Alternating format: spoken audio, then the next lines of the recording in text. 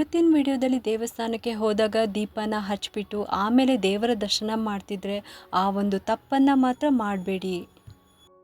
ಇವತ್ತಿನ ವಿಡಿಯೋದಲ್ಲಿ ವ್ಯೂವರ್ಸ್ ಒಬ್ಬರು ಕೇಳಿದ್ದು ಕಾಲಭೈರವೇಶ್ವರ ಪೂಜೆಯನ್ನು ಯಾವ ರೀತಿ ಮಾಡಬೇಕು ಅಂತ, ಮತ್ತು ಇನ್ನೊಬ್ಬರು ಕೇಳಿದ್ರು ನನಗೆ ತುಂಬಾ ಹುಷಾರಿಲ್ಲ, ಪ್ರತಿದಿನವೂ ಕೂಡ ನನಗೆ ಆರೋಗ್ಯ ಸಮಸ್ಯೆ ಇದೆ ಅಂತ. ಅದಕ್ಕೆಲ್ಲನೂ ಉತ್ತರ ಈ ದೇವಸ್ಥಾನದಲ್ಲಿ ನಿಮಗೆ ಸಿಗುತ್ತೆ.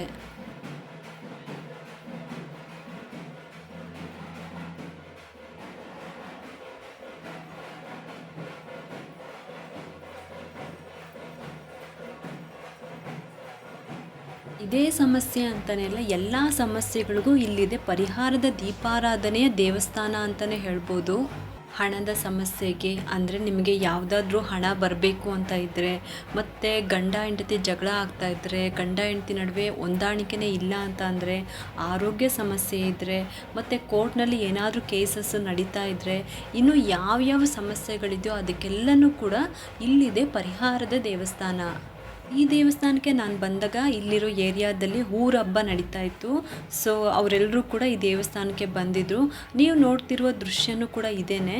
ಬನ್ನಿ ಇವಾಗ ಈ ದೇವಸ್ಥಾನದ ಬಗ್ಗೆ ಪೂರ್ತಿಯಾಗಿ ತಿಳ್ಕೊಳ್ಳೋಣ.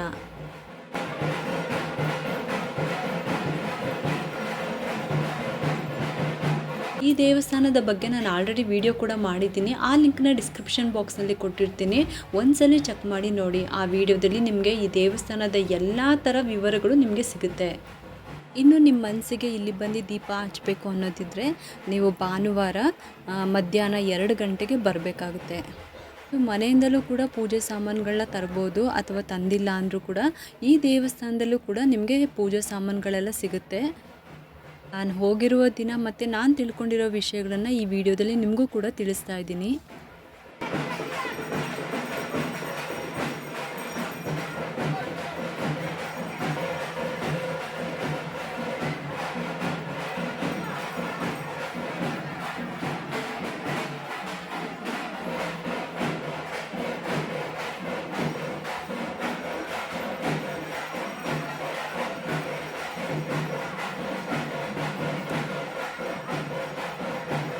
ಈ ದೇವಸ್ಥಾನದ ಹೆಸರು ಏನು, ಈ ದೇವಸ್ಥಾನದಲ್ಲಿ ಇರುವಂಥ ದೈವ ಆದರೂ ಯಾರು, ಈ ದೇವಸ್ಥಾನ ಆದರೂ ಎಲ್ಲಿ ಬರುತ್ತೆ ಅಂತ ಸಂಪೂರ್ಣವಾಗಿ ಇವಾಗ ತಿಳ್ಕೊಳ್ಳೋಣ. ಈ ದೇವಸ್ಥಾನದ ಹೆಸರು ಬಂದು ಜಲಕಂಠೇಶ್ವರ ದೇವಸ್ಥಾನ. ಇಲ್ಲಿ ಇರುವಂಥ ದೈವ ಬಂದು ಜಲಕಂಠೇಶ್ವರ.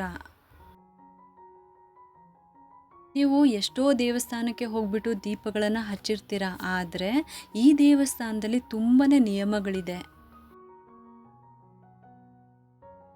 ನೀವು ಹೋಗಿದ ತಕ್ಷಣ ದೀಪ ಹಚ್ಬಿಟ್ಟು ದೇವ್ರ ದರ್ಶನ ಮಾಡ್ಕೊಂಬಿಟ್ಟು ಮನೆಗೆ ಬರ್ಬೋದು ಅನ್ನೋ ಥರ ಇದ್ದರೆ, ಆ ರೀತಿ ಈ ದೇವಸ್ಥಾನದಲ್ಲಿ ಇಲ್ಲ. ಈ ದೇವಸ್ಥಾನದಲ್ಲಿ ನಿಯಮಗಳೇ ಬೇರೆ ಇದೆ. ನೀವು ಎಷ್ಟೋ ದೇವಸ್ಥಾನಕ್ಕೆ ಹೋಗಿರ್ತೀರ, ಅಲ್ಲೆಲ್ಲ ದೀಪಾರಾಧನೆಯನ್ನು ಮಾಡಿರ್ತೀರ. ಆದರೆ ಅಲ್ಲಿ ನೀವೇನು ಮಾಡಿರ್ತೀರಾ ಅಂದರೆ ದೀಪ ಹಚ್ತೀರಾ, ದೇವ್ರ ದರ್ಶನ ಮಾಡ್ತೀರಾ, ಆಮೇಲೆ ನಿಮ್ಮ ಪಾಡಿಗೆ ನೀವು ಮನೆಗೆ ಬರ್ತೀರಾ. ಆದರೆ ಅಲ್ಲಿ ನೀವೇನು ಸರಿ ಮಾಡ್ತಾ ಇದ್ದೀರಾ, ಏನು ತಪ್ಪು ಮಾಡ್ತಾ ಇದ್ದೀರಾ ಅಂತ ಯಾರೂ ಕೂಡ ನಿಮಗೆ ಹೇಳೋದಿಲ್ಲ. ನಿಮಗೆ ಏನು ಅನಿಸುತ್ತೆ ನೀವು ಅದನ್ನು ದೀಪಾರಾಧನೆಯನ್ನು ಮಾಡಿಬಿಟ್ಟು ಬರ್ತೀರಾ. ಆದರೆ ಈ ದೇವಸ್ಥಾನದಲ್ಲಿ ಆ ಥರ ಇಲ್ಲ. ನೀವೇನಾದ್ರು ಅಲ್ಲಿ ತಪ್ಪು ಮಾಡ್ತಿದ್ರೆ ಅಲ್ಲಿ ಹೇಳ್ತಾರೆ, ಈ ಥರ ಅಲ್ಲ ಆ ಥರ ಮಾಡಬೇಕು ಅಂತ. ಪ್ರತಿಯೊಂದು ಕೂಡ ಅವರು ಅಬ್ಸರ್ವ್ ಮಾಡಿಬಿಟ್ಟು ನಿಮಗೆ ಹೇಳ್ಕೊಡ್ತಾರೆ.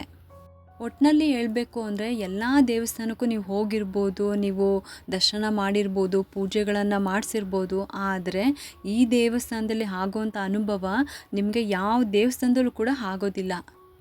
ನಾವು ಎಷ್ಟೋ ದೇವಸ್ಥಾನಕ್ಕೆ ಹೋದಾಗ ಮತ್ತು ದೀಪನ ಹಚ್ಚಬೇಕಾದ್ರೂ ಕೂಡ ಮೊದಲು ಏನು ಮಾಡಿಬಿಡ್ತೀವಿ, ನಾವು ದೀಪನ ಹಚ್ಚಿಬಿಡ್ತೀವಿ, ಆಮೇಲೆ ದೇವರ ದರ್ಶನನ ಮಾಡ್ತೀವಿ. ಆದರೆ ಈ ದೇವಸ್ಥಾನದಲ್ಲಿ ಆ ಥರ ಇಲ್ಲ. ಈ ದೇವಸ್ಥಾನದಲ್ಲೇ ಅಂತಲೇ ಅಲ್ಲ, ನೀವು ಯಾವುದೇ ದೇವಸ್ಥಾನಕ್ಕೆ ಹೋದರೂ ಕೂಡ ಈ ರೀತಿಯೇ ಮಾಡಬೇಕು. ಮೊದಲು ದೇವರ ದರ್ಶನ ಮಾಡ್ಕೋಬೇಕು, ಆಮೇಲೆ ದೀಪಾರಾಧನೆಯನ್ನು ಮಾಡಬೇಕು. ಈ ಒಂದು ಪಾಠವನ್ನು ನಾನು ಈ ದೇವಸ್ಥಾನದಲ್ಲಿ ಕಲ್ತ್ಕೊಂಡೆ. ಪ್ರತಿಯೊಬ್ಬರೂ ಕೂಡ ಅಷ್ಟೇ. ಅದರಲ್ಲೂ ನಾನು ಕೂಡ ಮೊದಲು ದೀಪಾರಾಧನೆಯನ್ನು ಮಾಡಿಬಿಟ್ಟು ಆಮೇಲೆ ದೇವರ ದರ್ಶನ ಮಾಡ್ತಾ ಇದ್ದಿದ್ದು. ಆದರೆ ಅದು ತಪ್ಪು ಅಂತ ಗೊತ್ತಾಗಿದ್ದು ನಾನು ಈ ದೇವಸ್ಥಾನಕ್ಕೆ ಬಂದಾಗಲೇ. ಯಾರೆಲ್ಲ ಇವತ್ತಿನವರೆಗೂ ದೀಪ ಹಚ್ಬಿಟ್ಟು ಆಮೇಲೆ ದೇವರ ದರ್ಶನ ಮಾಡ್ತಿದ್ರು ಅವರೆಲ್ಲರೂ ಕೂಡ ಈ ವಿಡಿಯೋ ನೋಡಿದ್ಮೇಲೆ ಸರಿ ಮಾಡ್ಕೊಳ್ಳಿ. ಏಕೆಂದರೆ ಮೊದಲು ದೇವರ ದರ್ಶನ ಆಗಬೇಕು, ಆಮೇಲೆ ಪ್ರದಕ್ಷಿಣೆ ಮಾಡಬೇಕು. ಪ್ರದಕ್ಷಿಣೆ ಆದಮೇಲೆ ನೀವು ದೀಪನ ಕೊನೆಯಲ್ಲಿ ಹಚ್ಚಬೇಕು. ಮೊದಲು ದರ್ಶನ, ಆಮೇಲೆ ಪ್ರದಕ್ಷಿಣೆ, ಕೊನೆಯಲ್ಲಿ ದೀಪನ ಹಚ್ಬಿಟ್ಟು ದೇವರಿಗೆ ಬೆಳಗ್ಬಿಟ್ಟು ಇಡಬೇಕು. ಇದೇ ಸರಿಯಾದ ವಿಧಾನ ದೇವರಿಗೆ ದೀಪ ಹಚ್ಚುವಂಥದ್ದು. ನಿಮ್ಮ ಸಮಸ್ಯೆಗಳಿಗೆ ಈ ದೇವಸ್ಥಾನದಲ್ಲಿ ನೀವು ದೀಪ ಹಚ್ತೀರಾ ಅಂತ ಮನಸ್ಸು ಮಾಡಿದರೆ ಮೊದಲು ನೀವು ಭಾನುವಾರ 2 ಗಂಟೆಗೆ ಇಲ್ಲಿಗೆ ಬರಬೇಕಾಗುತ್ತೆ. ಅಂದರೆ ಈ ದೇವಸ್ಥಾನಕ್ಕೆ 2 ಗಂಟೆಗೆ ಇಲ್ಲಿ ಇರಬೇಕಾಗುತ್ತೆ.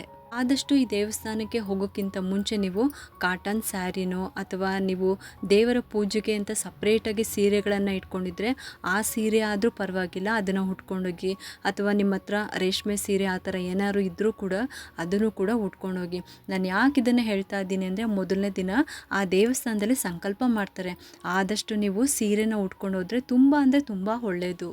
ಇಲ್ಲಿ ಈ ದೇವಸ್ಥಾನಕ್ಕೆ ಅಂತಲೇ ಅಲ್ಲ, ನೀವು ಯಾವುದೇ ದೇವಸ್ಥಾನಕ್ಕೆ ಹೋದರೂ ಕೂಡ ಆದಷ್ಟು ನೀವು ಸೀರೆನ ಉಟ್ಕೊಂಡು ಹೋದರೆ ತುಂಬ ಒಳ್ಳೆಯದು.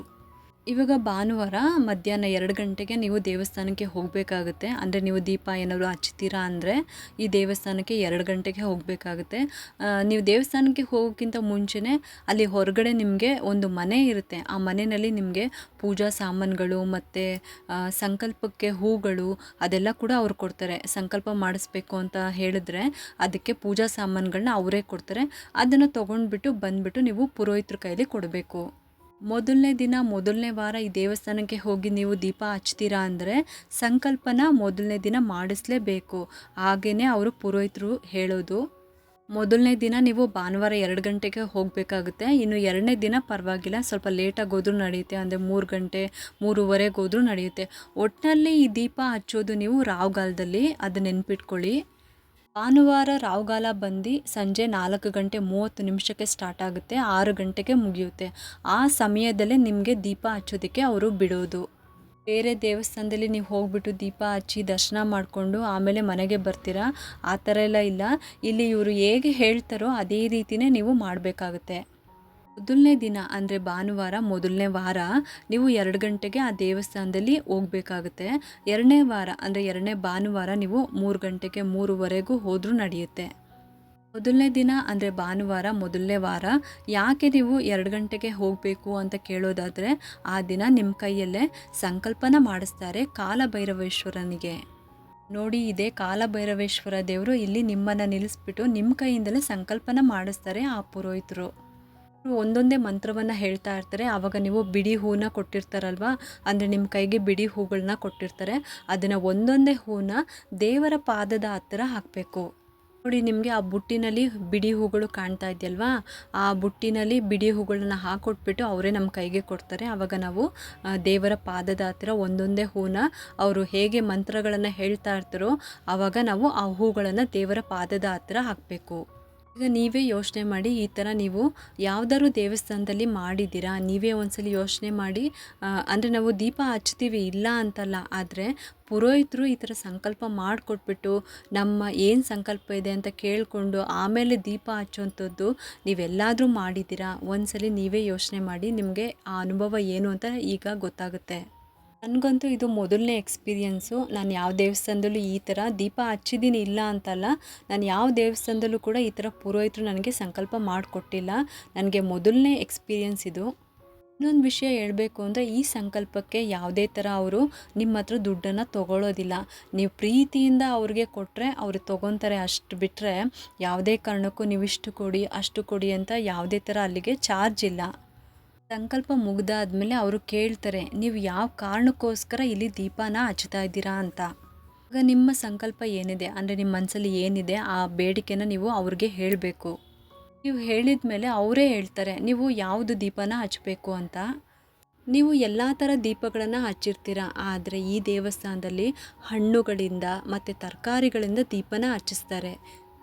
ಯಾವ್ಯಾವ ದೀಪ ಅಂದರೆ ಕುಂಬಳಕಾಯಿ ದೀಪ, ತೆಂಗಿನಕಾಯಿ ದೀಪ, ಮತ್ತು ಹಣ್ಣುಗಳು ಅಂತ ಬಂದಾಗ ಸಪೋಟ ದೀಪ ಮತ್ತು ಬೀಟ್ರೂಟ್ ದೀಪನೂ ಕೂಡ ಹಚ್ಚಿಸ್ತಾರೆ. ನಾನು ಕೂಡ ಅಷ್ಟೇ, ನನಗೆ ತಿಳಿದಿರೋವಂಥದ್ದು ಈಗ ಬೆಲ್ಲದ ದೀಪ ಹಚ್ಚೋದು, ಮತ್ತು ನೆಲ್ಲಿಕಾಯಿ ದೀಪ ಹಚ್ಚೋದು, ಮತ್ತು ಕುಂಬಳಕಾಯಿ ದೀಪ ಹಚ್ಚೋದು, ಮತ್ತು ತೆಂಗಿನಕಾಯಿ ದೀಪ ಹಚ್ಚೋದು, ಈ ಥರದ್ದು ಗೊತ್ತಿತ್ತು. ಇದು ಬಿಟ್ಟರೆ ಮಣ್ಣಿನ ದೀಪ ಹಚ್ಚೋದು, ಇಲ್ಲ ತಂಬಿಟ್ಟು ಆರತಿ, ಆ ಥರ ಎಲ್ಲ ಗೊತ್ತಿತ್ತು. ಆದರೆ ನನಗೆ ಇದೇ ದೇವಸ್ಥಾನದಲ್ಲೇ ಗೊತ್ತಾಗಿದ್ದು ಬೀಟ್ರೂಟ್ ದೀಪನೂ ಹಚ್ಬೋದು ಅಂತ. ಹಣ್ಣುಗಳು ಅಂತ ಬಂದಾಗ ಸಪೋಟೋ ದೀಪನೂ ಕೂಡ ಹಚ್ಚಿಸ್ತಾರೆ ಇಲ್ಲಿ. ಇದ್ರ ಜೊತೆಗೆ ಇನ್ನೊಂದು ದೀಪಾರಾಧನೆ ಯಾವುದು ಅಂದರೆ ಮೆಣಸಿನ ದೀಪಾರಾಧನೆ. ಈ ಥರ ದೀಪ ಹಚ್ಚೋದು ನಿಮಗೆ ಗೊತ್ತಿತ್ತಾ? ಒಂದ್ಸಲಿ ನೀವೇ ಯೋಚನೆ ಮಾಡಿ. ಬೇರೆಯವ್ರಿಗೆ ಗೊತ್ತಿತ್ತೋ ಗೊತ್ತಿಲ್ವೋ ನನಗಂತೂ ಗೊತ್ತಿಲ್ಲ. ಆದರೆ ನನಗಂತೂ ಈ ದೇವಸ್ಥಾನಕ್ಕೆ ಬಂದಾಗಲೇ ಗೊತ್ತಾಗಿದ್ದು ಈ ಥರ ಒಂದು ದೀಪನೂ ಹಚ್ಬೋದು ಅಂತ. ಅಂದರೆ ಸಪೋಟ ದೀಪ ಹಚ್ಬೋದು, ಮತ್ತು ಬೀಟ್ರೋಟ್ ದೀಪ ಹಚ್ಬೋದು, ಮತ್ತು ಮೆಣಸಿನ ದೀಪ ಹಚ್ಚೋದು ಕೂಡ ಈ ದೇವಸ್ಥಾನದಲ್ಲೇ ನನಗೆ ಗೊತ್ತಾಗಿದ್ದು. ನನಗೂ ಕೂಡ ಮುಂಚೆ ಗೊತ್ತಿರಲಿಲ್ಲ. ಸಂಕಲ್ಪ ಮುಗಿದ ಮೇಲೆ ಪುರೋಹಿತರು ಕೇಳ್ತಾರೆ, ನೀವು ಯಾವ ಕಾರಣಕ್ಕೆ ನೀವು ದೀಪನ ಹಚ್ತಾ ಇದ್ದೀರಾ ಅಂತ. ಆಗ ನಿಮ್ಮ ಸಮಸ್ಯೆ ಏನಿದೆ ಅದನ್ನು ನೀವು ಹೇಳ್ಕೊಂಡ್ರೆ ಅವರು ಇಂಥದ್ದು ಈ ಥರ ನೀವು ದೀಪನ ಹಚ್ಚಿ ಅಂತ ಹೇಳ್ತಾರೆ. ಸಂಕಲ್ಪ ಮುಗಿಸಾದ್ಮೇಲೆ ಅಲ್ಲಿ ಅವರು ಹೇಳ್ತಾರೆ 1 ಅವರ್ ನೀವು ಅಲ್ಲಿ ದೇವಸ್ಥಾನದಲ್ಲಿ ಧ್ಯಾನ ಮಾಡಬೇಕು. ಗರ್ಭಗುಡಿಯ ಹಿಂಭಾಗದಲ್ಲೇ ಅಲ್ಲಿ ನೀವು ಧ್ಯಾನನ ಮಾಡಬೇಕಾಗುತ್ತೆ. ಅವ್ರು ಹೇಳ್ಕೊಡ್ತಾರೆ ನೀವು ಯಾವ ರೀತಿ ಮಾಡಬೇಕು ಅಂತ. ಗರ್ಭಗುಡಿಯ ಹಿಂಭಾಗದಲ್ಲಿ ಹೋದರೆ ಅಲ್ಲಿ ನಿಮಗೆ ಆಮೆಯ ಚಿತ್ರ ಕಾಣಿಸುತ್ತೆ. ಅಂದರೆ ದೇವಸ್ಥಾನದ ಮೇಲ್ಭಾಗದಲ್ಲಿ ಆಮೆಯ ಚಿತ್ರ ಕಾಣಿಸುತ್ತೆ. ಅಲ್ಲಿ ನೀವು ಕುತ್ಕೋಬೇಕಾಗುತ್ತೆ. ನೀವು ಕುತ್ಕೋಬೇಕಾದ್ರೆ ಅವ್ರು ಹೇಳ್ತಾರೆ ಚಾಪೆ ಹಾಕ್ಕೊಂಡೇ ಕುತ್ಕೋಬೇಕು ಅಂತ. ಗರ್ಭಗುಡಿಯ ಹಿಂಭಾಗದಲ್ಲಿ ಈ ಥರ ಆಮೆಯ ಮೂರ್ತಿ ಸಿಗುತ್ತೆ ನಿಮಗೆ, ಅಂದರೆ ಕೆತ್ತಿರುವಂಥ ಮೂರ್ತಿ. ಆಮೆಯ ಚಿತ್ರ ಏನು ಕಾಣಿಸ್ತಾ ಇದೆ ನಿಮಗೆ, ಅಲ್ಲಿ ಮುಖದ ಹತ್ರ ಆ ನೇರ ಡೈರೆಕ್ಷನಲ್ಲಿ, ಅಂದರೆ ಕೆಳಗಡೆ ನಾವು ಚಾಪೆ ಹಾಕ್ಕೊಂಬಿಟ್ಟು ಆಮೆಯ ಮುಖ ಕಾಣೋ ಡೈರೆಕ್ಷನಲ್ಲಿ ಹೆಂಗಸರು ಕೂತ್ಕೋಬೇಕು. ಅದೇ ಕಾಲಿನ ಕಡೆ ಗಂಡಸರು ಕೂತ್ಕೋಬೇಕು. ಇದೇ ರೀತಿಯೇ ಮುಂದಕ್ಕೆ ಸ್ವಲ್ಪ ಮುಂದಕ್ಕೆ ಹೋದರೆ ಅಲ್ಲಿ ಸರ್ಪದ ಮೂರ್ತಿ ಇದೇ ಥರ ಸಿಗುತ್ತೆ. ಆಮೇಲೆ ಮೀನಿನ ಮೂರ್ತಿನೂ ಇದೇ ಥರ ಸಿಗುತ್ತೆ. ಇಲ್ಲಿ ನೀವು ಹೆಂಗೆ ಕೂತ್ಕೊಂಡಿದ್ದೀರೋ ಮುಖದ ಹತ್ರ ಹೆಂಗಸರು ಕೂತ್ಕೋಬೇಕು. ಮುಖದ ಡೈರೆಕ್ಷನ್ ಏನು ಬರುತ್ತೆ ಅಲ್ಲಿ ಹೆಂಗಸರು ಕೂತ್ಕೋಬೇಕು. ಅದೇ ರೀತಿಯೇ ಅಲ್ಲೂ ಕೂಡ ನೀವು ಕುತ್ಕೊಂಡ್ಬಿಟ್ಟು ಧ್ಯಾನ ಮಾಡಬೇಕು. ಒಂದೊಂದು ಕಡೆನೂ ಕೂಡ 20 ನಿಮಿಷ ನೀವು ಧ್ಯಾನ ಮಾಡಲೇಬೇಕು. ಒಂದು ಕಡೆ 20 ನಿಮಿಷ ಮಾಡೋದು, ಇನ್ನೊಂದು ಅಂದರೆ ಸರ್ಪದ ಹತ್ರ ಬಂದಾಗ ಅಲ್ಲಿ ಒಂದು 10 ನಿಮಿಷ ಮಾಡೋದು, ಆ ಥರ ಅಂತೂ ಮಾಡಲೇಬಾರ್ದು. ಕನಿಷ್ಠ ಪಕ್ಷ 20 ನಿಮಿಷ 1 ಅವರ್, ಅಂದರೆ 3 ಮೂರ್ತಿ ಹತ್ರನೂ ಕೂಡ ಧ್ಯಾನ ಮಾಡಬೇಕು. ಅಂದರೆ 1 ಅವರ್ ನೀವು ಅಲ್ಲಿ ಧ್ಯಾನ ಮಾಡಲೇಬೇಕು. ನೀವು ಮೊದಲನೇ ಸಲ ದೇವಸ್ಥಾನಕ್ಕೆ ಹೋದಾಗ ಅವರೇ ನೀಟಾಗಿ ಎಲ್ಲನೂ ಕೂಡ ಹೇಳ್ತಾರೆ. ಯಾವುದೇ ಥರ ಕನ್ಫ್ಯೂಷನ್ ಬೇಡ ನಿಮಗೆ.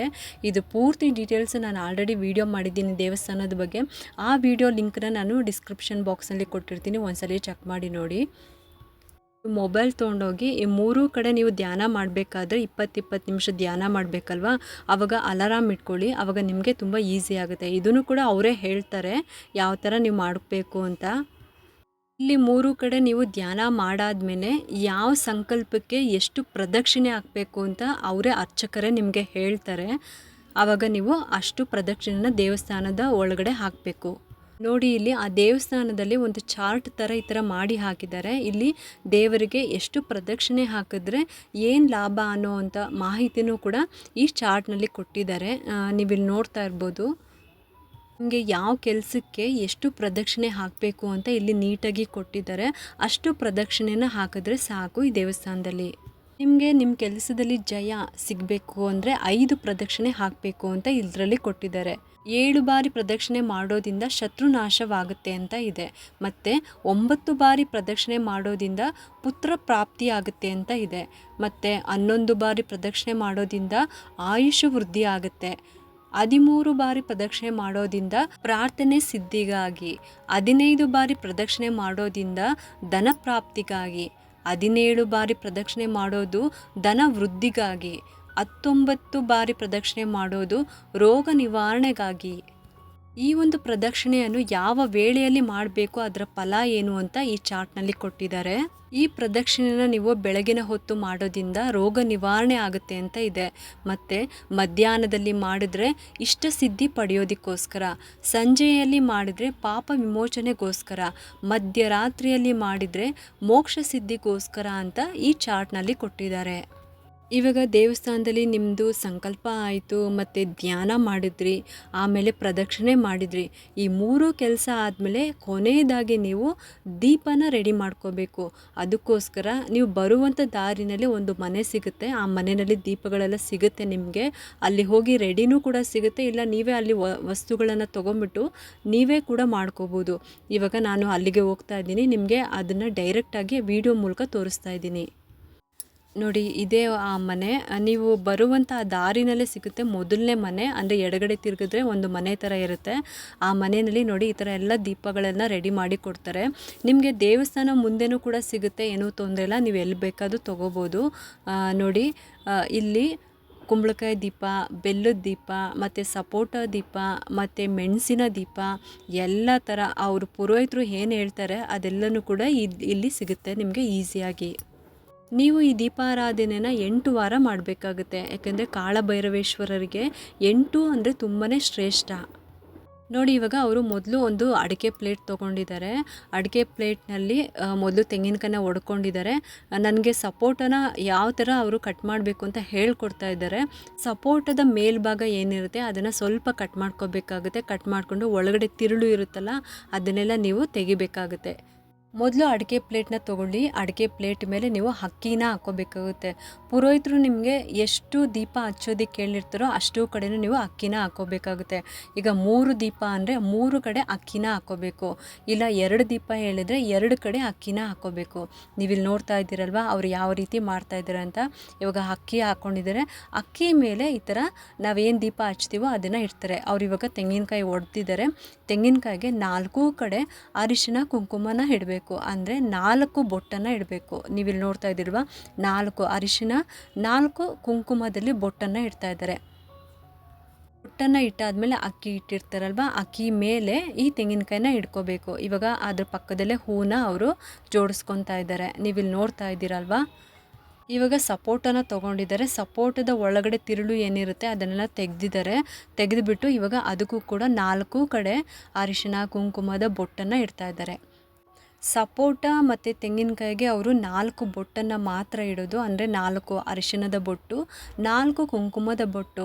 ಆದರೆ ಕುಂಬಳಕಾಯಿಗೆ ಮಾತ್ರ 8 ಬೊಟ್ಟನ್ನು ಇಡಬೇಕಾಗುತ್ತೆ. ಇದು ಅದೇ ಪದ್ಧತಿ.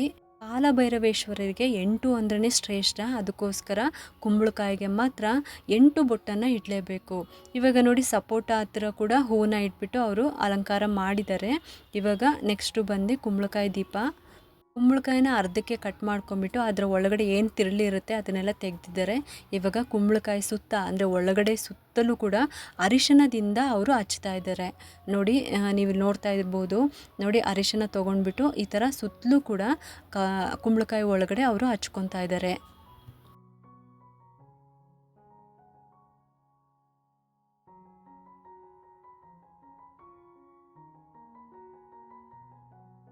ಇವಾಗ ಕುಂಬಳಕಾಯಿಗೆ ಅರಿಶಿನ ಹಚ್ಚಿದಾಗಿದೆ. ಇವಾಗ ಬೊಟ್ಟನ್ನು ಇಟ್ಕೊತಾ ಇದ್ದಾರೆ. ನೀವು ಅಬ್ಸರ್ವ್ ಮಾಡಿ, ಇಲ್ಲಿ 8 ಬೊಟ್ಟನ್ನು ಇಡ್ತಾ ಇದ್ದಾರೆ.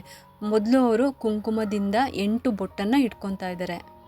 ಕುಂಬಳಕಾಯಿಗೆ ಅರಿಶಿಣದಿಂದ ಆಲ್ರೆಡಿ ಅಲಂಕಾರ ಮಾಡಿರೋದ್ರಿಂದ ಇಲ್ಲಿ ಬರೀ ನೀವು ಕುಂಕುಮದಿಂದ 8 ಬೊಟ್ಟನ್ನು ಇಟ್ಕೊಂಡ್ರೆ ಸಾಕು. ಇಟ್ಟಿದ್ದಾದಮೇಲೆ ಕುಂಬಳಕಾಯಿನೂ ಕೂಡ ನಾವು ಏನಲ್ಲಿ ಅಡಿಕೆ ಪ್ಲೇಟ್ ಮೇಲೆ ಅಕ್ಕಿನ ಹಾಕಿದ್ವಲ್ಲ ಅಲ್ಲಿ ಈ ಕುಂಬಳಕಾಯಿನ ಇಡಬೇಕು. ಬೊಟ್ಟನ್ನು ಇಡಬೇಕಾದ್ರೂ ಅಷ್ಟೇ ಒಂದ್ಸಲಿ ಕೌಂಟ್ ಮಾಡ್ಕೊಳ್ಳಿ. ನೀವು ಇಲ್ಲಿ ಅಬ್ಸರ್ವ್ ಮಾಡ್ತಿರ್ಬೋದು, ಅವರು ಕೌಂಟ್ ಮಾಡಿ 8 ಬರೋ ರೀತಿಲಿ ಇಡ್ತಾ ಇದ್ದಾರೆ. ಇವಾಗ ದೀಪಗಳು ರೆಡಿ ಆಯಿತು. ಇವಾಗ ಹೂಗಳಿಂದ ಅಲ್ಲಿ ಕುಂಬಳಕಾಯಿ ದೀಪಕ್ಕೂ ಕೂಡ ಅಲಂಕಾರ ಮಾಡ್ಕೊತಾ ಇದ್ದಾರೆ. ದೀಪಗಳನ್ನ ನೀವು ಇವ್ರ ಹತ್ರನೇ ನೀವು ರೆಡಿ ಮಾಡಿಸ್ಕೋಬೇಕು ಅಂತ ಏನೂ ಇಲ್ಲ. ಇಲ್ಲೇ ಎಲ್ಲ ಥರ ಸಾಮಾನುಗಳು ಸಿಗುತ್ತೆ. ನೀವೇ ಖುದ್ದಾಗಿ ಕೂಡ ಮಾಡ್ಕೋಬೋದು. ನಾನು ನಿಮಗೆ ತೋರಿಸೋದಕ್ಕೋಸ್ಕರ ಇವಾಗ ವಿಡಿಯೋ ಮಾಡಿ ತೋರಿಸ್ತಾ ಇದ್ದೀನಿ ಅಷ್ಟೇ. ನೋಡಿ, ಇವಾಗ ದೀಪಗಳಿಗೆ ಎಳ್ಳೆಣ್ಣೆನ ಹಾಕೊತಾ ಇದ್ದಾರೆ. ಅಂದರೆ ಕುಂಬಳಕಾಯಿಗೂ ಕೂಡ ಎಳ್ಳೆಣ್ಣೆ ಮತ್ತು ತೆಂಗಿನಕಾಯಿಗೂ ಕೂಡ ಎಳ್ಳೆಣ್ಣೆ ಮತ್ತು ಸಪೋಟ ದೀಪ ಏನಿರುತ್ತೆ ಅದಕ್ಕೂ ಕೂಡ ಎಳ್ಳೆಣ್ಣೆನ ಅವರು ಹಾಕೊತಾ ಇದ್ದಾರೆ. ಈ ದೀಪಗಳಿಗೆಲ್ಲ ಎಳ್ಳೆಣ್ಣೆನೇ ಹಾಕೋಬೇಕು. ಆದರೆ ಹಾಗಲಕಾಯಿ ದೀಪಕ್ಕೆ ಮಾತ್ರ ಸಾಸಿವೆ ಎಣ್ಣೆನ ಯೂಸ್ ಮಾಡಬೇಕು. ಈ ಎಲ್ಲ ದೀಪಗಳಿಗೂ ಕೂಡ ಕೆಂಪು ಬಣ್ಣದ ದಾರವನ್ನು ಇಡಬೇಕು. ನೀವಿಲ್ಲಿ ನೋಡ್ತಿರ್ಬೋದು, ಅವ್ರು ಕಟ್ ಮಾಡಿಬಿಟ್ಟು ಎಲ್ಲ ದೀಪಕ್ಕೂ ಕೂಡ ಕೆಂಪು ದಾರವನ್ನು ಇಡ್ತಾ ಇದ್ದಾರೆ. ದೀಪಗಳಿಗೆ ಬತ್ತಿ ಇಟ್ಟಾದಮೇಲೆ ಈ ದೀಪಗಳು ರೆಡಿ ಆದಂತೆಯೇ ಆಮೇಲೆ ಅವರು ಒಂದು ಮ್ಯಾಚ್ ಬಾಕ್ಸ್ ಕೊಡ್ತಾರೆ. ಅಂದರೆ ಬೆಂಕಿ ಪಟ್ಟಣನ ಕೊಡ್ತಾರೆ ಹಚ್ಚೋದಕ್ಕೋಸ್ಕರ. ಈ ತಟ್ಟೆನಲ್ಲೇ ಇಟ್ಬಿಟ್ಟು ಅವರು ಕೊಡ್ತಾರೆ. ಇದೇ ಥರನೇ ಹಾಗಲಕಾಯಿ ದೀಪ ಮತ್ತು ಮೆಣಸಿನ ದೀಪ ಮತ್ತು ಬೆಲ್ಲದ ದೀಪ, ಎಲ್ಲ ಥರ ದೀಪಗಳು ಅಂದರೆ ಪುರೋಹಿತರು ಏನು ಹೇಳಿರ್ತಾರೋ ಆ ದೀಪಗಳೆಲ್ಲ ಇವರು ರೆಡಿ ಮಾಡಿ ಕೊಡ್ತಾರೆ. ಹಣದ ವಿಷಯಕ್ಕೆ, ಮತ್ತು ಕೋರ್ಟಲ್ಲಿ ಕೇಸ್ ನಡೀತಾ ಇದ್ದರೆ, ಮತ್ತು ಆರೋಗ್ಯ ಸಮಸ್ಯೆ ಇದ್ದರೆ, ಮತ್ತು ಗಂಡ ಹೆಂಡತಿ ಸಂಬಂಧ ಚೆನ್ನಾಗಿಲ್ಲ ಅಂತ ಅಂದರೆ ಎಲ್ಲದಕ್ಕೂ ಕೂಡ ಅವರು ಪರಿಹಾರನ ಕೊಡ್ತಾರೆ. ಆಗ ನಾವು ಈ ಥರ ದೀಪಾರಾಧನೆನ 8 ವಾರ ಇಲ್ಲಿ ಮಾಡಬೇಕು. ಮೆಣಸಿನ ದೀಪ ಯಾವ ರೀತಿ ಮಾಡೋದು ಅಂದರೆ 27 ಮೆಣಸನ್ನು ತೊಗೋಬೇಕಾಗುತ್ತೆ. 27 ಮೆಣಸನ್ನು ತೊಗೊಂಬಿಟ್ಟು ಅದು ಕೆಂಪು ಬಟ್ಟೆನಲ್ಲಿ ಕಟ್ಟಿಟ್ಕೋಬೇಕು. ಕಟ್ಟಿಬಿಟ್ಟು ಒಂದು ಮಣ್ಣಿನ ದೀಪ ಅಂದರೆ 2 ಜೊತೆ ಅಂದರೆ 1 ಜೊತೆ ಮಣ್ಣಿನ ದೀಪ ಅಂದ್ಕೊಳ್ಳಿ. ಆ ದೀಪದ ಒಳಗಡೆ ನಾವೇನಿದು ಕಟ್ಟಿಟ್ಟಿರ್ತೀವಲ್ಲ ಅದನ್ನು ಇಟ್ಬಿಟ್ಟು ಎಳ್ಳೆಣ್ಣೆನ ಹಾಕಿಬಿಟ್ಟು ದೀಪನ ಹಚ್ಚಬೇಕು. ಇವರು ಇದೇ ರೀತಿಯೇ ಎಲ್ಲ ದೀಪಗಳನ್ನ ರೆಡಿ ಮಾಡಿ ಮಾಡಿ ಇಡ್ತಾ ಇರ್ತಾರೆ. ಯಾರ್ಯಾರು ಭಕ್ತಾದಿಗಳು ಬಂದು ಕೇಳ್ತಾರೋ ಆವಾಗ ಅವರು ಕೊಡ್ತಾರೆ.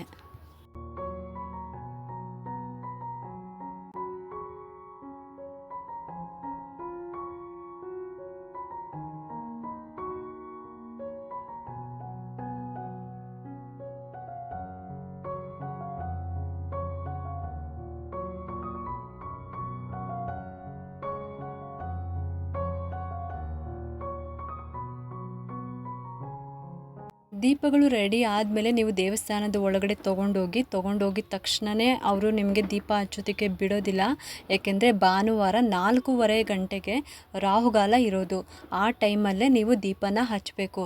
ಅದಕ್ಕೋಸ್ಕರ ಅವರು ಕಾಯೋದಕ್ಕೋಸ್ಕರ ಹೇಳ್ತಾರೆ. ನೋಡಿ, ಇಲ್ಲಿ ನಾನು ಆಗಲೇ ಹೇಳ್ದಂಗೆ ಮೆಣಸಿನ ದೀಪ ಅಂತ ಹೇಳಿದ್ನಲ್ವ, ನೋಡಿ ಈ ಥರ ಮಣ್ಣಿನ ದೀಪದಲ್ಲಿ ಅವರು ಇಟ್ಟಿದ್ದಾರೆ. ನಿಮ್ಗೆ ಕಾಣಿಸ್ತಿರ್ಬೋದು ಅಂದ್ಕೊತೀನಿ. ಕೆಲವ್ರಿಗೆ ಅವ್ರವ್ರ ಕಷ್ಟಗಳಿಗೆ ಅವ್ರವ್ರಿಗೆ ಯಾವ ಥರ ದೀಪ ಹಚ್ಚಬೇಕು ಅಂತ ಅವ್ರ ಪುರೋಹಿತರು ಹೇಳಿರ್ತಾರೋ ಆ ರೀತಿ ಅವರು ದೀಪನ ಅರೇಂಜ್ ಮಾಡ್ಕೋಬೇಕಾಗುತ್ತೆ. ಈಗ ನೋಡಿ, ನೀವು ನೋಡ್ತಿರ್ಬೋದು, ಇಲ್ಲಿ ಕೆಲವ್ರಿಗೆ ಹಾಗಲಕಾಯಿ ದೀಪ ಹಚ್ಚೋದಕ್ಕೆ ಹೇಳಿರ್ತಾರೆ. ಹಾಗಲಕಾಯಿ ದೀಪ ಹಚ್ಚೋದು ಕೋರ್ಟ್ನಲ್ಲಿ ಕೇಸ್ ಏನಾದರೂ ನಡೀತಾ ಇದ್ದರೆ ಅದಕ್ಕೋಸ್ಕರ ಹಾಗಲಕಾಯಿ ದೀಪನ ಹಚ್ಚಿ ಅಂತ ಹೇಳ್ತಾರೆ. ಇವಾಗ ರಾಹುಗಾಲ ಅಂದರೆ 4:30 ಸಮಯ ಆಗಿದೆ. ಅವರು ಪುರೋಹಿತರು ಹೇಳಿದ್ರು ದೀಪಗಳನ್ನು ಹಚ್ಕೊಳ್ಳಿ ಅಂತ. ಅಂದರೆ ನೀವಿರೋ ಜಾಗದಲ್ಲಿ ದೀಪನ ಹಚ್ಚೋದಕ್ಕೆ ಹೋಗಬೇಡಿ. ಅವ್ರು ಹೇಳ್ಕೊಡ್ತಾರೆ ಯಾವ ರೀತಿ ಮಾಡಬೇಕು ಅಂತ. ಮೊದಲು ನೀವು ಆ ತಟ್ಟೆನ ತೊಗೋಬೇಕು. ಅಂದರೆ ನೀವೇನು ದೀಪನ ರೆಡಿ ಮಾಡ್ಕೊಂಡಿದ್ರಲ್ಲ ಆ ತಟ್ಟೆನ ತೊಗೊಂಡೋಗ್ಬಿಟ್ಟು ಗಣೇಶನ ಮುಂದೆ, ಅಲ್ಲಿ ಗಣಪತಿ ವಿಗ್ರಹ ಇರುತ್ತೆ, ಗಣಪತಿ ವಿಗ್ರಹದ ಮುಂದೆ ಈ ತಟ್ಟೆನ ಇಡಬೇಕು. ಆ ತಟ್ಟೆನ ಇಟ್ಬಿಟ್ಟು ಅಲ್ಲಿ ನೀವು ದೀಪನ ಹಚ್ಕೋಬೇಕು. ಯಾವುದೇ ಕಾರಣಕ್ಕೂ ಮೊದಲೇ ನೀವು ದೀಪನ ಹಚ್ಚೋದಕ್ಕೆ ಹೋಗಲೇಬೇಡಿ. ರಾಹುಗಾಲ ಸಮಯದಲ್ಲಿ ಗಣೇಶನ ಮುಂದೆ ಅಂದರೆ ಗಣಪತಿಯ ಮುಂದೆ ದೀಪವನ್ನು ಹಚ್ಕೋಬೇಕು. ಹಚ್ಚಿದಾದ್ಮೇಲೆ ಮೊದಲು ನೀವು ಗಣಪತಿಗೆ ನೀವು ಆರತಿಯನ್ನು ಮಾಡಬೇಕು. ಆಮೇಲೆ ಪಕ್ಕದಲ್ಲೇ ಕಾಲಭೈರವೇಶ್ವರ ಇರ್ತಾರೆ, ಅವ್ರಿಗೆ ಆರತಿ ಮಾಡಿ ನೀವು ಅಲ್ಲಿಂದ ಎಲ್ಲ ಪ್ರತಿಯೊಂದು ದೇವರ ಮೂರ್ತಿ ಏನಿರುತ್ತೆ ಎಲ್ಲದಕ್ಕೂ ಬೆಳಗಬೇಕು. ಒಂದು ಸುತ್ತು ಗರ್ಭಗುಡಿಯ ಸುತ್ತೂ ಕೂಡ ನೀವು ಆರತಿನ ಮಾಡಿದಾದಮೇಲೆ ಕೊನೆಯಲ್ಲಿ ಮತ್ತೆ ನೀವು ಒಳಗಡೆ ಬರ್ತೀರಾ. ಅಂದರೆ ಗರ್ಭಗುಡಿ ಒಳಗಡೆ ಬಂದಾಗ ಅಲ್ಲಿ ಅಂದರೆ ಶಿವಲಿಂಗ ಇರುತ್ತಲ್ವ, ಶಿವಲಿಂಗದ ಮುಂದೆ ನಂದಿ ಇರ್ತಾರಲ್ವ, ನೀವು ನಂದಿಗೆ ಮೊದಲು ಮಾಡಿ, ಅಂದರೆ ಮೊದಲು ನಂದಿಗೆ ಆರತಿಯನ್ನು ಮಾಡಿಬಿಟ್ಟು ಆಮೇಲೆ ಕೊನೆಯದಾಗಿ ಆ ಪರಮಾತ್ಮ ಅಂದರೆ ಶಿವನಿಗೆ ನೀವು ಆರತಿಯನ್ನು ಸಲ್ಲಿಸಬೇಕು. ಕೆಲವರು ಏನು ಮಾಡ್ತಾಯಿದ್ರು ಅಂದರೆ ಮೊದಲು ಶಿವಲಿಂಗಕ್ಕೆ ಆರತಿಯನ್ನು ಮಾಡಿಬಿಟ್ಟು ಆಮೇಲೆ ನಂದಿಗೆ ಆರತಿನ ಮಾಡ್ತಾಯಿದ್ರು. ಆದರೆ ಅಲ್ಲಿ ಪುರೋಹಿತರು ಅದನ್ನು ತಿದ್ದುತ್ತಾ ಇದ್ರು. ಮೊದಲು ನೀವು ನಂದಿಗೆ ನೀವು ಆರತಿನ ಮಾಡಬೇಕು, ಕೊನೆಯದಾಗಿ ನೀವು ಪರಮಾತ್ಮ ಅಂದರೆ ಶಿವನಿಗೆ ನೀವು ಆರತಿಯನ್ನು ಬೆಳಗಬೇಕಾಗುತ್ತೆ ಅಂತ ಹೇಳ್ಕೊಡ್ತಾರೆ. ನಿಮಗೇನೇ ಒಂದು ಡೌಟು ಬಂದರೂ ಕೂಡ ನೀವು ಕೇಳೋದೇ ಬೇಡ. ಪುರೋಹಿತರು ಪ್ರತಿಯೊಬ್ಬ ಭಕ್ತಾದಿಗಳನ್ನು ಕೂಡ ಅಬ್ಸರ್ವ್ ಮಾಡ್ತಾ ಇರ್ತಾರೆ. ಕೆಲವರು ಮೊಬೈಲ್ ಇಟ್ಕೊಂಡ್ಬಿಟ್ಟು ಶಿವಸ್ತೋತ್ರವನ್ನು ಹೇಳ್ಕೊತಾ ಇದ್ರು. ಅವಾಗ ಅವರು ಬಂದು ಅವ್ರು ಯಾವುದು ಏನು ಓದ್ತಾ ಇದ್ದಾರೆ ಅಂದ್ಬಿಟ್ಟು ಅದನ್ನೆಲ್ಲ ಅಬ್ಸರ್ವ್ ಮಾಡಿದ್ದಾರೆ. ಪ್ರತಿಯೊಂದು ಭಕ್ತಾದಿಗಳನ್ನು ಕೂಡ ಅವರು ತುಂಬಾ ಅಬ್ಸರ್ವ್ ಮಾಡಿರ್ತಾರೆ. ಅಲ್ಲಿ ಅವರು ನೀವು ತಪ್ಪೇನಾದ್ರು ಮಾಡ್ತಾರೆ ಅಲ್ಲೇ ತಿದ್ದುತ್ತಾರೆ. ಈ ಥರ ಅಲ್ಲ, ನೀವು ಈ ಥರ ಮಾಡಬೇಕು, ಈ ಥರ ಮಾಡಬಾರ್ದು, ಆ ಥರ ಎಲ್ಲ ಅವರು ಹೇಳ್ಕೊಡ್ತಾರೆ. ಎಲ್ಲ ದೇವ್ರಿಗೂ ನೀವು ಆರತಿನ ಮಾಡಿದ್ದಾದಮೇಲೆ ಅಂದರೆ ಒಂದೇ ಪ್ರದಕ್ಷಿಣೆ ಆಗಬೇಕಷ್ಟೇ. ಅಲ್ಲಿ 3 ಪ್ರದಕ್ಷಿಣೆ ಆ ಥರ ಎಲ್ಲ ಬೇರೆ ದೇವಸ್ಥಾನದಲ್ಲಿ ಮಾಡೋ ರೀತಿಲಿ ಆ ಥರ ಇಲ್ಲ. ಒಂದು ಪ್ರದಕ್ಷಿಣೆ ಅಷ್ಟೇ. ನೀವು ಆರತಿನ ಬೆಳಗಿದಾದ್ಮೇಲೆ ಮತ್ತೆ ವಾಪಸ್ ಬಂದು ಉತ್ತರ ದಿಕ್ಕಿಗೆ ಒಂದು ಬಾಗಿಲಿರುತ್ತೆ, ಆ ಬಾಗಿಲು ಹೊರಗಡೆ ನೀವು ವಾಪಸ್ ಬರಬೇಕಾಗುತ್ತೆ. ಬಂದುಬಿಟ್ಟು ಇಲ್ಲಿ ನಾನು ನಿಮಗೆ ಏನು ತೋರಿಸ್ತಾ ಇದ್ದೀನಿ, ಇಲ್ಲಿ ಆಂಜನೇಯ ವಿಗ್ರಹ ಇದೆ, ಅಲ್ಲಿ ಮುಂದೆ ಈ ಥರ ದೀಪಗಳನ್ನು ನಾವು ಇಡಬೇಕು. ಇನ್ನೊಂದು ಈ ದೇವಸ್ಥಾನದಲ್ಲಿ ವಿಶೇಷತೆ ಏನಂದರೆ, ಇಲ್ಲಿ ನೀವು ಏನು ಕಾಣ್ತಾ ಇದ್ದೀರ ಕಂಬಗಳು, ಆ ಕಂಬಗಳು ಬರೀ ಕಂಬಗಳಲ್ಲ, ರಾಶಿಯ ಕಂಬಗಳು. ನಮ್ಮ ರಾಶಿಗೆ ಈ ಕಂಬಗಳು ಇಲ್ಲಿದೆ. ಆರತಿನ ಬೆಳಗಿದಾದ್ಮೇಲೆ ಮತ್ತೆ ನೀವು ದೇವಸ್ಥಾನದ ಒಳಗಡೆ ಹೋಗ್ಬಿಟ್ಟು ನೀವು ಮಂಗಳಾರತಿನ ತಗೋಬೇಕಾಗುತ್ತೆ. ಮೊದಲನೇ ಬಾರಿ ದೇವಸ್ಥಾನಕ್ಕೆ ಬಂದಿರೋರು ಅಂದರೆ ದೀಪಾರಾಧನೆಗೆ ಬಂದಿರೋರು ಆಲ್ರೆಡಿ ಸಂಕಲ್ಪ ಆಗಿರುತ್ತೆ. ಆವಾಗ ಮತ್ತೆ ನಾವು ಸಂಕಲ್ಪ ಮಾಡಿಸ್ಬೇಕಂತ ಏನೂ ಇಲ್ಲ, ಬರೀ ಮಂಗಳಾರತಿನ ತೊಗೊಂಡೋದ್ರೆ ಸಾಕಾಗುತ್ತೆ. ಆದರೆ 2ನೇ ವಾರ 3ನೇ ವಾರ ಆ ಥರ ದೀಪ ಹಚ್ಚೋದಕ್ಕೆ ಬಂದಿರ್ತಾರಲ್ಲ ಅಂಥವ್ರಿಗೆ ಆರತಿ ಮಾಡೋ ಸಮಯದಲ್ಲಿ ಸಂಕಲ್ಪನ ಮಾಡಿಸ್ಬಿಟ್ಟು ಆಮೇಲೆ ಆರತಿನ ಕೊಡ್ತಾರೆ. ಇನ್ನೊಂದು ಈ ದೇವಸ್ಥಾನದಲ್ಲಿ ವಿಶೇಷತೆ ಏನಂದರೆ ಎಷ್ಟೇ ಭಕ್ತಾದಿಗಳು ಬಂದಿದ್ದರೂ ಕೂಡ ಅಂದರೆ ಚಿಕ್ಕ ಚಿಕ್ಕ ಮಕ್ಕಳಿಂದನೇ ಆಗಿರ್ಬೋದು ಬಂದಿದ್ದರೂ ಕೂಡ ಅವ್ರಿಗೆ ಬರೀ ಕೈಯಲ್ಲಿ ಇಲ್ಲಿರುವಂಥ ಅರ್ಚಕರು ಕಳಿಸೋದಿಲ್ಲ. ಏನಾದರೂ ಒಂದು ಅಲ್ಲಿ ಬಾಳೆಹಣ್ಣು ಹೂವು ಅದನ್ನು ಒಂದು ಸಪ್ರೇಟ್ ಕವರಲ್ಲೇ ಹಾಕಿಬಿಟ್ಟು ಪ್ರತಿಯೊಂದು ಭಕ್ತಾದಿಗಳಿಗೂ ಕೂಡ ಕೊಟ್ಟು ಕಳಿಸ್ತಾರೆ. ನಾನು ಇದೆಲ್ಲ ಈ ದೇವಸ್ಥಾನದಲ್ಲೇ ನೋಡಿರೋದು. ನನಗಂತೂ ಈ ದೇವಸ್ಥಾನಕ್ಕೆ ಬಂದು ತುಂಬ ಅಂದರೆ ತುಂಬಾ ಖುಷಿ ಆಯಿತು. ಇನ್ನೊಂದು ವಿಷಯ ನಾನು ಹೇಳೋದಕ್ಕೆ ಮರ್ತಿದ್ದೆ. ಅದೇನಪ್ಪ ಅಂದರೆ ಅಲ್ಲಿ ನೀವು ಧ್ಯಾನ ಮಾಡಿದ್ದಾದಮೇಲೆ ಪುರೋಹಿತರು ಬಂದು ಕೇಳ್ತಾರೆ, ನೀವು ಅಲ್ಲಿ ಧ್ಯಾನ ಮಾಡಿದ್ರಲ್ಲ ನಿಮ್ಗೆ ಆಗಿದ್ದಾದ್ರೂ ಅನುಭವ ಆದರೂ ಏನು ಅಂತ ಕೇಳ್ತಾರೆ. ನಿಮ್ಮ ಮನಸ್ಸಲ್ಲಿ ಏನು ಅನುಭವ ಆಗಿತ್ತೋ ಅದು ಹೇಳಬೇಕಾಗುತ್ತೆ. ಕೊನೆಯಲ್ಲಿ ಅವರು ಕೇಳ್ತಾರೆ ಒಂದು ಪ್ರಶ್ನೆನ, ನೀವು ಈ ದೇವಸ್ಥಾನಕ್ಕೆ ಬಂದಿರೋದ್ರಿಂದ ನಿಮ್ಮ ಕೆಲಸ ಆಗುತ್ತಾ ಆಗಲ್ವಾ ಅಂತ ಅವರೇ ಕೇಳ್ತಾರೆ.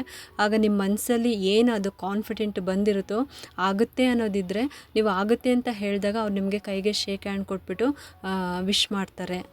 ನನ್ನ ಒಂದು ಅನುಭವದ ಪ್ರಕಾರ ಹೇಳಬೇಕು ಅಂದರೆ ಈ ದೇವಸ್ಥಾನಕ್ಕೆ ಬಂದು ನಾನು ತುಂಬಾ ಕಲ್ತ್ಕೊಂಡಂಗಾಯಿತು. ನಾನು ಕೂಡ ಮೊದಲು ದೀಪನ ಹಚ್ತಾ ಇದ್ದೆ, ಆಮೇಲೆ ದೇವರ ದರ್ಶನ ಮಾಡ್ತಾಯಿದ್ದೆ. ಅದು ತಪ್ಪು ಅಂತ ನನಗೆ ಈ ದೇವಸ್ಥಾನದಲ್ಲೇ ಗೊತ್ತಾಗಿದ್ದು. ಇವತ್ತಿನಿಂದ ನಾನು ಕೂಡ ಮೊದಲು ದೇವರ ದರ್ಶನ ಮಾಡಿ ಪ್ರದಕ್ಷಿಣೆ ಮಾಡಿ ಆಮೇಲೆ ನಾನು ಕೊನೆಯದಾಗಿ ದೀಪನ ಹಚ್ಚಬೇಕು ಇನ್ನು ಮುಂದಕ್ಕೆ ಅಂತ ನಾನು ಕೂಡ ತೀರ್ಮಾನನ ಮಾಡ್ಕೊಂಡಿದ್ದೀನಿ. ಅಂದರೆ ಒಂದು ಪಾಠವನ್ನು ಕಲ್ತಂಗೆ ಆಯಿತು ಈ ದೇವಸ್ಥಾನಕ್ಕೆ ಬಂದು. ಎಲ್ರಿಗೂ ಕೂಡ ಎಲ್ಲ ವಿಷಯಗಳು ಗೊತ್ತಿರೋದಿಲ್ಲ ಅಲ್ವಾ. ಕೆಲವೊಂದು ತಪ್ಪುಗಳು ಕೂಡ ಅಂದರೆ ತಪ್ಪು ಅನ್ನೋದಕ್ಕಿಂತ ನಮಗೆ ಗೊತ್ತಿಲ್ಲದೇ ತಪ್ಪುಗಳನ್ನು ನಾವು ಕೂಡ ಮಾಡ್ತಾ ಇರ್ತೀವಿ. ಅದನ್ನು ತಿದ್ದುಕೊಂಡು ಹೋಗೋದು ಒಳ್ಳೆಯದಲ್ವಾ. ಗೊತ್ತಿಲ್ಲದೆ ಮಾಡೋ ತಪ್ಪಿಗೂ ಗೊತ್ತಿದ್ದು ಮಾಡೋ ತಪ್ಪಿಗೂ ತುಂಬಾ ವ್ಯತ್ಯಾಸ ಇರುತ್ತೆ ಅಲ್ವಾ. ಇನ್ನು ಯಾರೆಲ್ಲ ದೀಪನ ಹಚ್ಬಿಟ್ಟು ಆಮೇಲೆ ದೇವರ ದರ್ಶನ ಮಾಡ್ತಾ ಇದ್ದೀರೋ ಅವರೆಲ್ಲರೂ ಕೂಡ ಇವತ್ತಿನಿಂದ ನೀವು ಕೂಡ ಈ ತಪ್ಪನ್ನು ಮಾಡೋದಕ್ಕೆ ಹೋಗಬೇಡಿ. ಏನಾದರೂ ಕೆಲಸ ಹುಡುಕ್ತಾ ಇದ್ದೀರಾ ಅಂತ ಅಂದರೆ, ಮತ್ತು ಹಣದ ಸಮಸ್ಯೆ ಇದ್ದರೆ, ಮತ್ತು ಸಂತಾನ ಫಲಕ್ಕಾಗಿ, ಮತ್ತು ವಿದ್ಯಾಭ್ಯಾಸಕ್ಕೆ, ಮತ್ತು ಕೋರ್ಟಲ್ಲಿ ಕೇಸ್ ನಡೀತಾ ಇದ್ದರೆ, ಮತ್ತು ನಿಮಗೆ ಶತ್ರುಗಳಿಂದ ಕಾಟಗಳಿದ್ದರೆ, ಮತ್ತು ಚಿಕ್ಕ ಚಿಕ್ಕ ಮಕ್ಕಳು ತುಂಬಾ ಹಠ ಮಾಡ್ತಾ ಇದ್ದಾರೆ ಅಂದರೆ ಎಲ್ಲದಕ್ಕೂ ಈ ದೇವಸ್ಥಾನದಲ್ಲಿ ಪರಿಹಾರ ಇದೆ. ಒಂದ್ಸಲಿ ನೀವು ಕೂಡ ಭೇಟಿ ಮಾಡಿ. ದೇವ್ರ ದರ್ಶನ ಎಲ್ಲ ಚೆನ್ನಾಗೇ ಆಯಿತು. ಈ ದೇವಸ್ಥಾನಕ್ಕೆ ಬಂದಂತೂ ನನಗಂತೂ ತುಂಬ ಅಂದರೆ ತುಂಬಾ ಖುಷಿ ಆಯಿತು. ಒಂಥರ ಸಮಾಧಾನ ಅನ್ನಿಸ್ತಾ ಇದೆ. ಮತ್ತು ಇದು ದೇವಸ್ಥಾನದ ಹೊರಗಡೆ ಇವಾಗ ಬಂದಿದ್ದೀವಿ. ನೀವಿಲ್ಲಿ ನೋಡ್ತಿರ್ಬೋದು, ಇಲ್ಲೂ ಕೂಡ ಪೂಜೆ ಸಾಮಾನುಗಳೆಲ್ಲ ಸಿಗುತ್ತೆ. ನೀವಿಲ್ಲಿ ನೋಡ್ತಿದ್ದೀರಲ್ಲ, ನೀವು ಆರಾಮ್ಸೆ ಇಲ್ಲಿ ತೊಗೊಂಡ್ಬಿಟ್ಟು ನೀವು ದೇವಸ್ಥಾನಕ್ಕೆ ತೊಗೊಂಡೋಗ್ಬಿಟ್ಟು ನೀವು ದೀಪಾರಾಧನೆನ ಮಾಡ್ಕೋಬೋದು. ಕಲಾಸಿಪಾಳ್ಯ ಬಸ್ ಸ್ಟ್ಯಾಂಡ್ ಎದುರುಗಡೆನೇ ನಿಮಗೆ ಈ ಥರ ಆರ್ಚ್ ಸಿಗುತ್ತೆ. ನೀವು ಆರಾಮ್ಸೆ ಬರ್ಬೋದು. ಇಲ್ಲಿ ಕೋಟಿ ಶ್ರೀ ಜಲಕಂಠೇಶ್ವರ ದೇವಸ್ಥಾನ ಅಂತ ಬೋರ್ಡು ಕೂಡ ಇದೆ ನೋಡಿ. ನೀವು ಇಲ್ಲಿ ನೋಡ್ತಾ ಇದ್ದೀರಲ್ವಾ, ಇಲ್ಲಿ ನೀವು ಬಂದರೆ ಒಳಗಡೆ ಹೋದರೆ ಅಲ್ಲೇ ನಿಮಗೆ ದೇವಸ್ಥಾನ ಸಿಗುತ್ತೆ.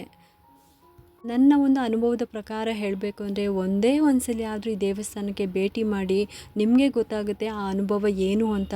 ಯಾರೆಲ್ಲ ತುಂಬಾ ಕಷ್ಟ ಇದೆ, ತುಂಬಾ ಸಮಸ್ಯೆಗಳಿಂದ ಬಳಲ್ತಾ ಇದ್ದೀರಾ ಅಂದರೆ ಒಂದೇ ಒಂದು ಸಲ ಈ ದೇವರ ದರ್ಶನವನ್ನು ಮಾಡಿ. ಇದರಲ್ಲಿ ನನಗೆ ತಿಳಿದಿರೋ ಮಟ್ಟಿಗೆ ನಾನು ವಿವರವಾಗಿ ನಿಮಗೆ ತಿಳಿಸ್ಕೊಟ್ಟಿದ್ದೀನಿ. ಈ ಒಂದು ವಿಡಿಯೋ ನಿಮ್ಮೆಲ್ಲರಿಗೂ ಕೂಡ ಉಪಯೋಗಕ್ಕೆ ಬರುತ್ತೆ ಅಂತ ನಾನು ಭಾವಿಸ್ತಾ ಇದ್ದೀನಿ.